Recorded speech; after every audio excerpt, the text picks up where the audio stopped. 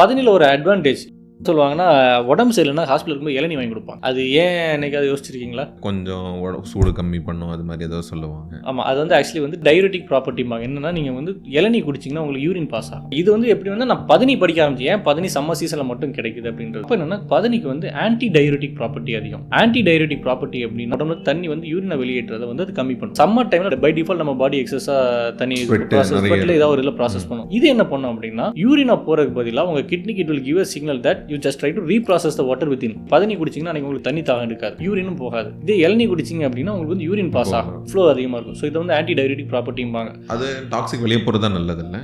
அதாவது உங்களுக்கு வந்து உடம்பு சரியில்லாத ஒரு கண்டிஷனில் டாக்ஸிக் வெளியே போகிறது நல்லது. மற்ற டைம் உங்களுக்கு சம்மர் டைமில் உங்களுக்கு வந்து you want to be hydrated. எக்ஸாக்டாக.